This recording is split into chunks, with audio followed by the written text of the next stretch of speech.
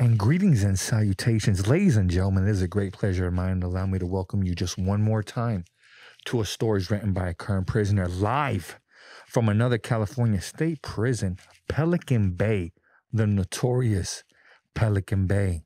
May I ask, who do we have on the line? What did they call you, sir? My name is Shawn Wynn. A lot of people know me as Trouble. Trouble, what are you incarcerated for and how long is your sentence, sir? I'm currently incarcerated for a first-degree murder charge, and my current sentence is life without the possibility of parole. Where are you from out here on the streets? From Indio, California. And do you or did you belong to any type of gangs, groups, organizations at any point in time in your life, sir? No, I did not, but I did grow up with people from a certain neighborhood, you know?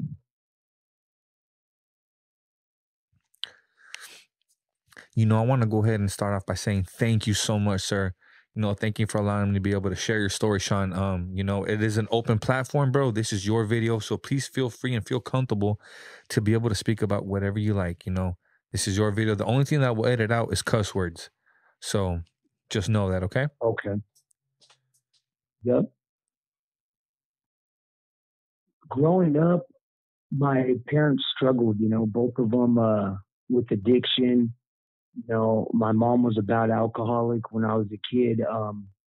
They would try to be parents, but, you know, when things would get rough, you know, we'd live in motels and my grandparents would pull us out of those situations, you know. So we always had a fallback plan, me and my little brother, you know. But my parents would try to be in our lives, but it was just back and forth, you know. And I could think like one of the most traumatic things, like as a kid, I was a teenager, and you know, I was in a high speed chase, and you know, I ended up getting shot by the police 6 times when I think I was like 17 or something, and you know, I almost died and shot me in my head a few times, in my chest, my back, my arm, and you know, I lived, you know. And after that is when I really started to try to make a change, you know, and started changing my life. I got out of a lot of the things I was doing, you know. But that was probably the most traumatic thing. Like, this call and your telephone number will be monitored and recorded. That was probably the most traumatic thing, like, that really screwed me up, you know. I mean, growing up, you know, other than that, it was watching my mom with her boyfriends. I grew up watching my mom get beat up a lot by her boyfriends. And, you know, there was one particular boyfriend I'll never forget, you know, that would spank like me and my brother. And, you know, this dude would spank us, man, until we'd like piss our pants and stuff when we were kids. And I was like 5 or 6. And so, you know, I grew up despising people that laid hands on women and things because it was something I seen my mom go through, you know. So I would say that was something traumatic as well, you know, other than being shot those few times, you know. That incident with that officer, if you don't mind me asking, bro, what was it that happened? Why in the hell would an officer fire at you? What did you do to provoke him? Well, we were in a high speed chase, and it was me, my mom's boyfriend at the time, and another homie in the car. And you know, we got in a high speed chase.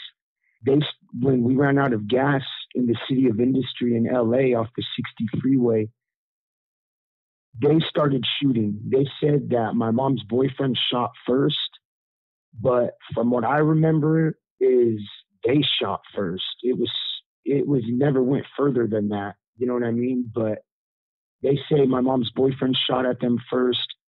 And I don't remember that though. I was 17 and I went to run. I opened the door to take off running, and all of a sudden I just started getting shot as soon as I opened the door to take off running. But we've never seen video of it or nothing. It was so long ago. I'm 31 now. I was like, I think 16 or 17 back then. Hold on. What was that, sir? Yeah. Thank you. Sorry, that was a CO. But yeah, so my mom's boyfriend did end up shooting at them, but it's like he say, she say. One says they shot, that my mom's boyfriend shot first, but there were 4 or 5 officers that shot also, but I remember the officers shooting first, you know what I mean? But this was all before all this stuff's coming out with these CO or these officers shooting people and this and that. This was before this time. What ended up happening to this individual? Did he end up going to prison for life? Yeah, my mom's boyfriend ended up getting life in prison. We used to talk. We used to talk all the time. Um, and I ended up catching this case that I'm in prison for now, like three or 4 years later, and we lost contact. But yeah, he ended up going to prison for life for that.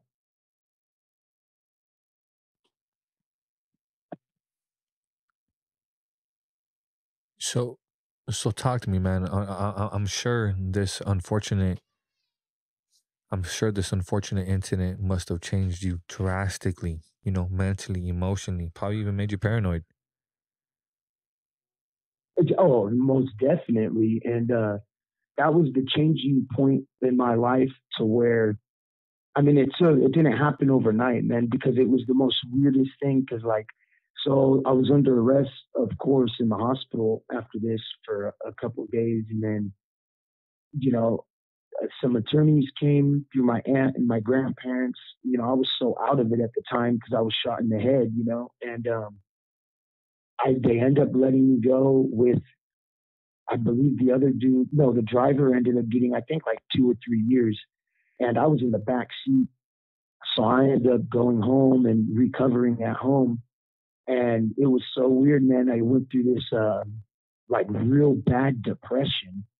Like I can't even explain it, but it was like some like weird depression after being shot and like living like where like wondering why I was alive, wondering why I was here, um and it took a while, for me to snap out of it. And about maybe 8, 9 months after that, I ended up getting my head out of my ass and getting a job, doing good. I've always had a job, since I was like 12 years old. I've always had a job, and I started doing good, man. I mean, I had my little struggles here and there, but I was doing good.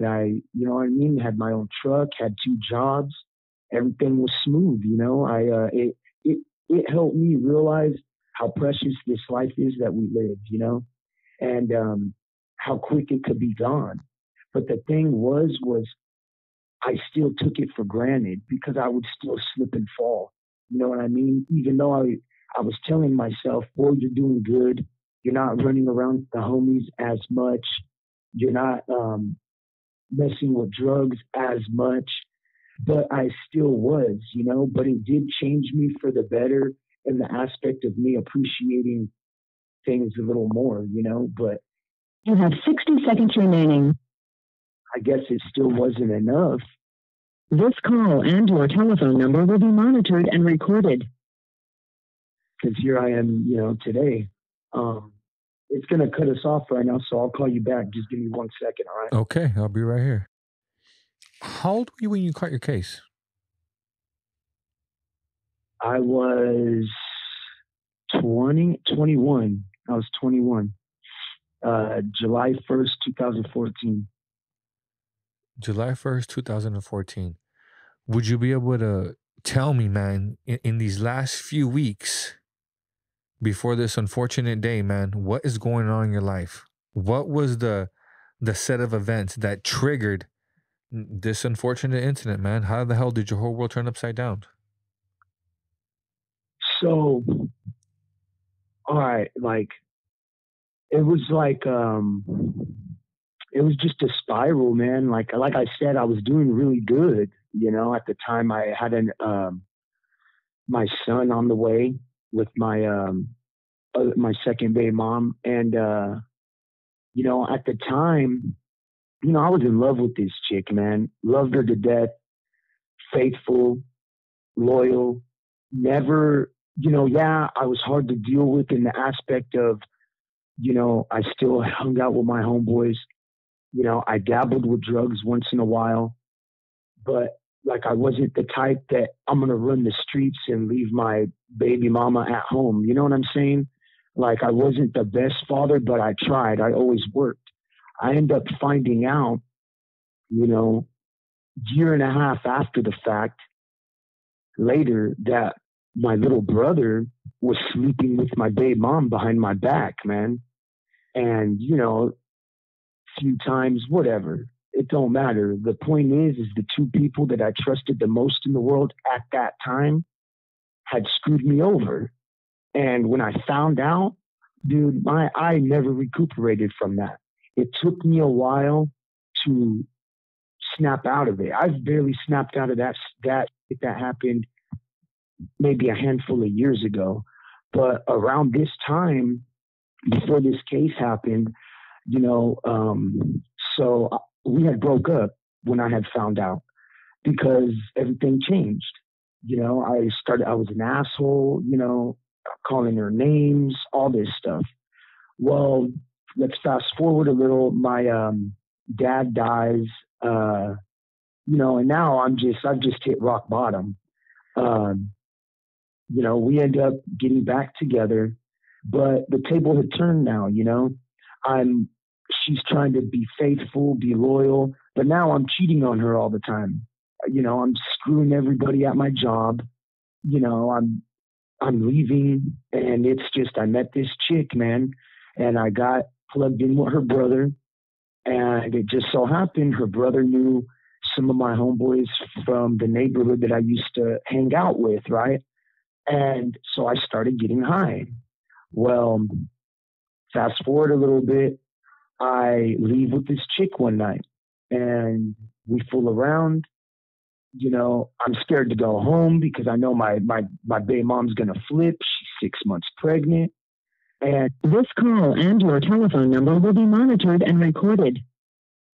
I end up going home and just all hell broke loose, man. We end up breaking up. She goes to her mom's house and she ends up, well, 2 days later, walking in on me and this other chick. And that's when everything went. So I end up leaving her permanently for this other chick. So me and this chick are running amok now. I lose my place. I lose my truck. I lose both of my jobs. And that's everything that transpired like within the 2 to 3 weeks before the case happened, you know, and what caused it. But like, don't get it twisted, you know, like I'm not throwing the blame on my baby mom, but because I'm a firm believer, like, you know, throughout the years I've learned we're all grown ass men, you know, and we know right from wrong. We know, you know, we make decisions. Um, it sucks that I let it screw me up that much to where I ended up my whole life crumbled in a matter of 30 days, 40 days, you know. Um, yeah. Take me there to that day, man. On this day, you know, you wake up. How the hell did this whole day play out, bro? What do you remember? So me and now mind you, at this time, like I'm full blown messing up bad, you know. I'm running around with homeboys of mine, friends of mine, and you know, we're gonna go to my thing was the casinos. We used to go to the casinos, gamble, whatever. I had a buddy of mine that had gotten out of prison 2 weeks prior. Well, he's got some chick that he's messing with, and like I think she was having a party or something. I just remember we were going to this girl's house, a girl that I didn't even know, never met her, never even been to the house. So it was me in, at the time I still had my truck, me in my truck and three of my homeboys. And we were at the casinos all night. And after that, we're going to go to this girl's house. So my homeboy's giving me directions. Uh, we end up getting there, driving into this, what was it? It was like a gated community type of thing, like a one way in, one way out place. And he's telling me, all right, turn here, turn here. Well, I'm turning down the street, and he's like, all right, hey, flip around, flip and turn around. So as I'm turning around, he's pulling up. We're pulling up to this house, and my homeboy says stop. I stop.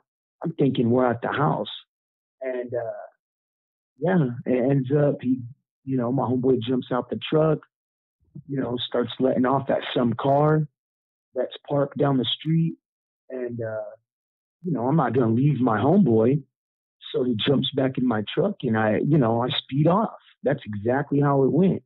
You know, and yeah, like I don't want to get like deep in the details of it, but yeah, like that's the gist of it. Like, you know, look, I know I deserve to be in prison. You know what I'm saying? I was there, I was driving, but man, I did not smoke this guy that I'm convicted of.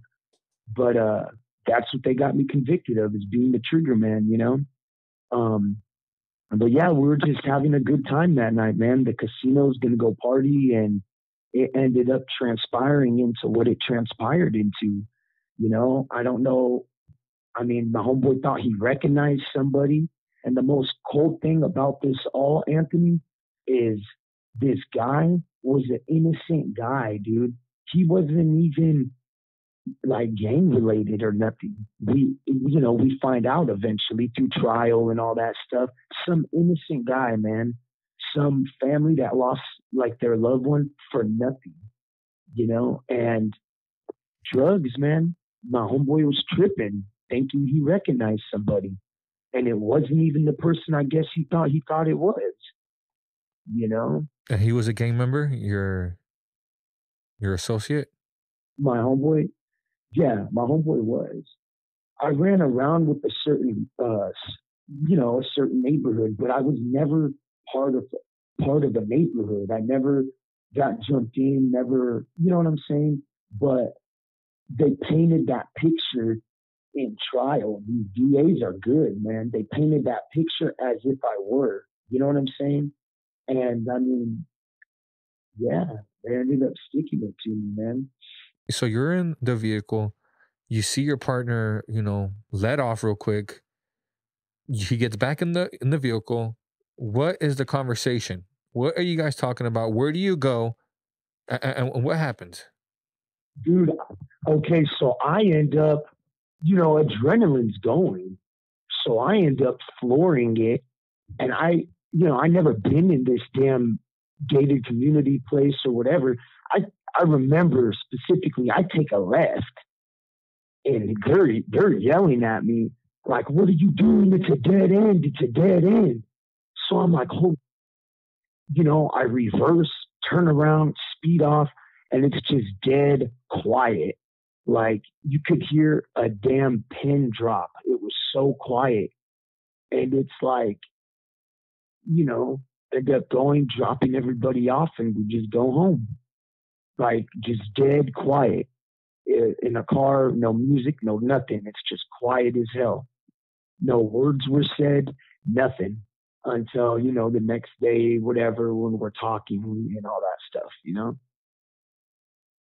At that point in time, did you know that somebody's life was taken? I felt it, man. I felt it just because the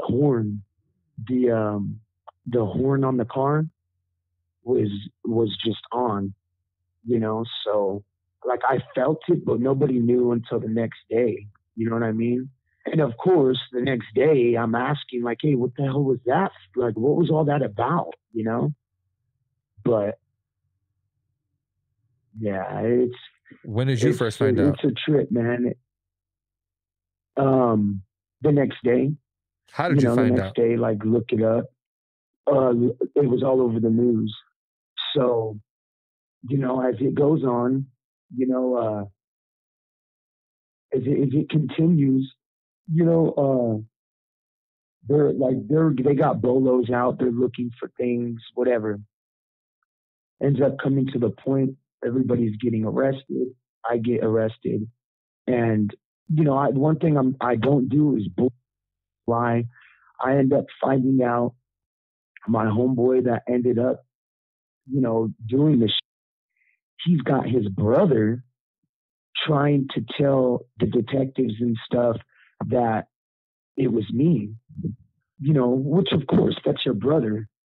So I find out they're trying to roll over and pin it on me. He's got his little brother, because his brother was a juvenile, and trying to say that it was me. So I end up getting at the detective. I tell the detective straight up, look, man, that's bullshit. I did not. How am I going to shoot this dude? Jump out of my truck from where the shots were shot. The person got out of the truck. It was a known fact. How am I going to get out of my truck, run over there, shoot at the dude, run back into my truck, jump in and speed off before the cops got there? The cops were there within seconds, you know? And so I end up giving the detectives the entire case, which was my biggest mistake. When I found out that the little brother was rolling over on me, I end up saying, "Screw it! I'll give you the whole case." I give it to them. They turn around and they end up stabbing me in the back with it. You know, I know it's far fetched. It's hard to believe. People may not believe it, but fighting this case, the DA tells me it comes time to take a deal. Later on down the line, we're all arrested. We're all going at it now because they don't know that I know that he had his brother trying to pin it on me. And I'm pissed at him. Like, come on, bro. Like, you can't just be a man and own up to it. Like, you want to earn your stripes. Why not be a man and own up to it instead of trying to bring us all down with you? So I tell him, look, hell yeah. Yes, yeah, you want to dime me out, I'm gonna dime you out. And they're pissed. Everybody's pissed at each other. I just feel like they talked first, man. So what can you do? And comes time everybody to take a deal, and they offer my. You have 60 seconds remaining. I'm not even going to say my homeboy because he's not my homeboy, but the fool that was the shooter, he ends up taking a deal for like 50 years. They're offering me a deal for like 20. They're offering the little brother time served and the other dude time served. And I'm like, what? I'm like, no, I don't want that deal. I'm not going to plead guilty to something I didn't do. So we're going back and forth arguing, me and the DA. Hold on, I'll call you back before it cuts you off. Everybody starts pleading out. And, I go through like 2, 3 different attorneys because, they work with the DA, these public defenders. And, me and the DA are arguing, and I'm like, it was 23 years they were offering me. And I'm like, why would I plead guilty to this when I didn't kill this man? My heart goes out to that family. You know what I mean? It's so screwed up the way they lost somebody that didn't even deserve that. And they're like, well, that's why we're offering you these 20 years, is we know you didn't do this. So I'm like, if you know I didn't do this, then why are you offering me over 20 years? And they're like, look, that's just the way it works, man. So I refused the deal. The DA gets pissed. He's like, look, you don't take this 20-year deal, I'm going to make sure I get you life. So I refused the deal. I just couldn't get myself to plead guilty to something I didn't do at all. Like, how would you be able to? A perfect example: if a woman cries something on you, You're not going to plead guilty to that if you didn't do it. Same concept with a murder. Why are you going to plead guilty to manslaughter or a murder if you didn't do it? So, me knowing the fact and hearing the DA say they knew I didn't do it, I'm like, okay, I was young. I was young and dumb. I'm like, all right, if they knew, if they know I didn't do it, the jury's gonna see this and they'll know I didn't do it. And do I deserve to be in prison? Hell yeah, I deserve it because I didn't call the cops. I didn't tell them what happened or nothing until the very end, you know? And it's like, so I deserve the prison sentence. I don't deserve to do life though. You know what I mean? And so I go to trial, man. And I'll tell you what, these DAs, these attorney generals, they are damn good at their job, dude. Like the way they painted that picture of me was insane. Then you got these damn public defenders that, you know, they eat, sleep, and work with these DAs. Like it made me realize how broken the justice system is. It's completely shattering. They didn't have in that case. Nothing. You know, my fingerprints weren't on the gun. Nobody ever seen anything. Nobody ever said anything. All they had is my statement. That's all I made was a statement. And every like that saying, you know, when they read you your Miranda rights, man, for anybody listening, they ever read you those rights, just shut the hell up and request a lawyer because it happened to me. Anything you say, they use it against you, even if they know it wasn't you, you know? And so I went to trial and I lost. And now I sit up here with a life without the possibility of parole sentence. And I'm still going through the appeal process, of course, but I'm pro per. I represent myself. And, you know, I'm learning about law as I go along.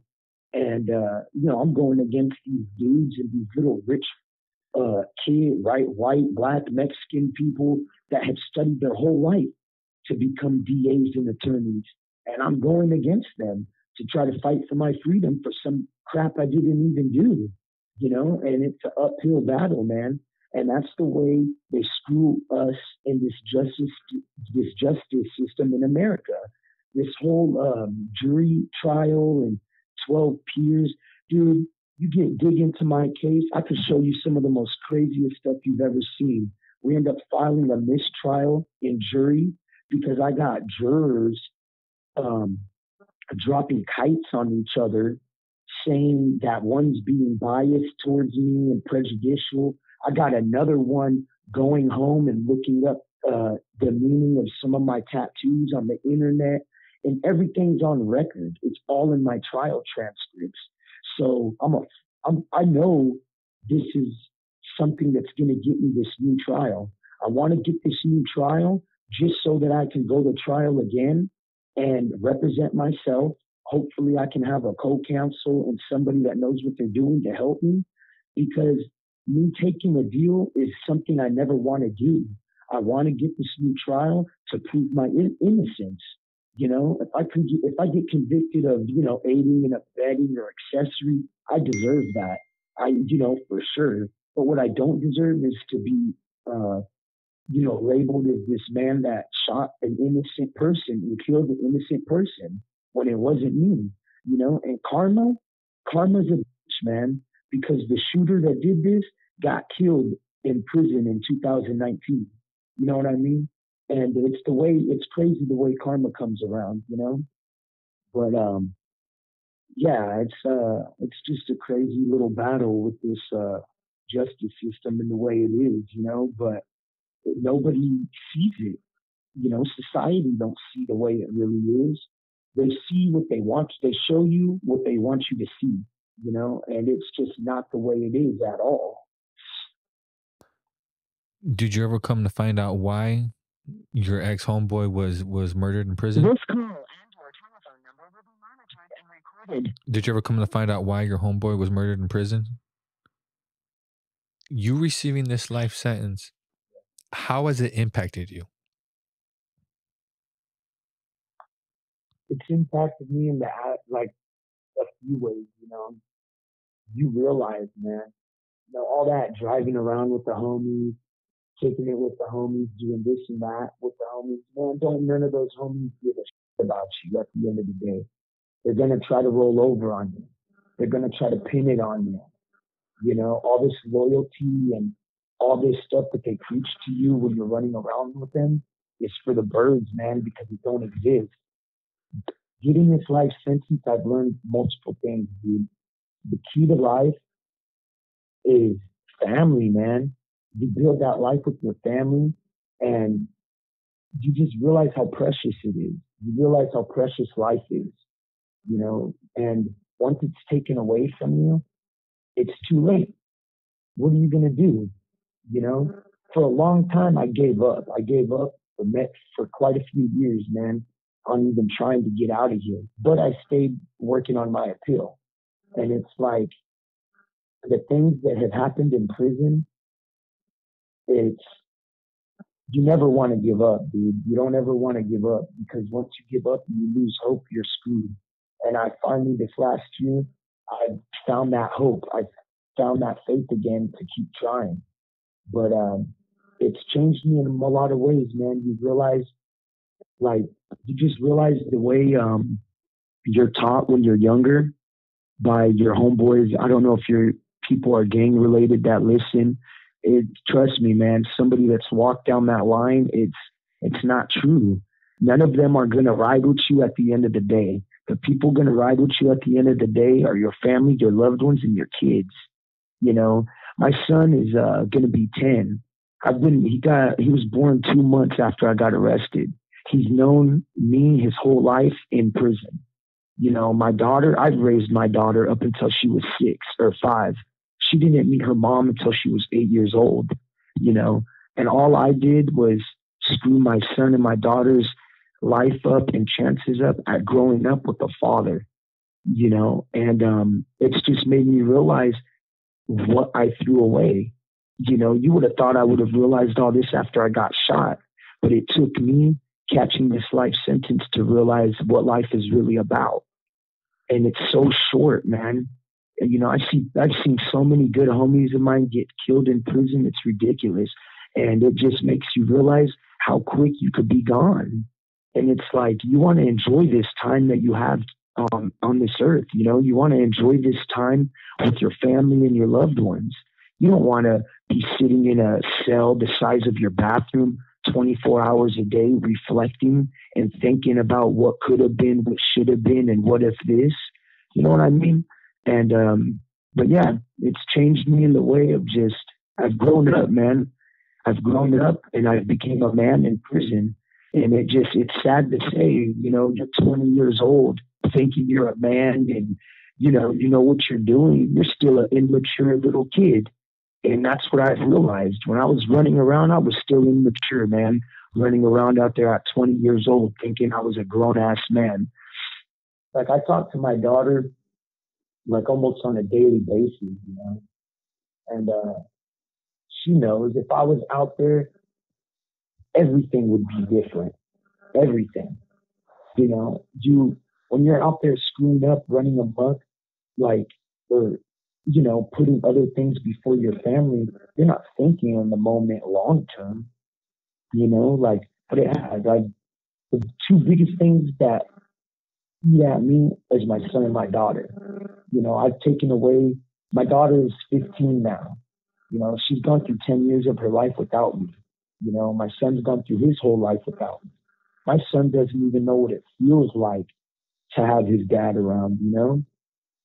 And yeah, it's affected my family in a major way. If you would have one last message for anybody out there who's kicking it with the homeboys, who might not be from the neighborhood, but just might have those two or three homies who just might kick with here and there, and he might believe that, hey, you know what, maybe one day I might be a part of them. What would you tell that person? Yeah, I would tell that person to think twice and know what you're getting into, man. You're getting into something where it's full of backstabbing and it's just cutthroat. Take it from somebody that walked that path. You know, um, These people don't care about you, man. You know, they might in the moment, but once it comes down to the nitty gritty, they do not care about you. You know, I used to hear people preach this to me all the time. And when we're young, we don't understand it. But as I sit here today, I can tell you everything your parents tell you. Hey, if you don't do this or change your life this way or that way, they're telling you the truth, man. You know, if you don't walk away or get away from that lifestyle, you're going to fall. And one day you're going to fall so deep that you can't crawl out. You know, if anybody's listening that is in that position that I was in, telling you, man, get away from it. You know, life is so much better out there.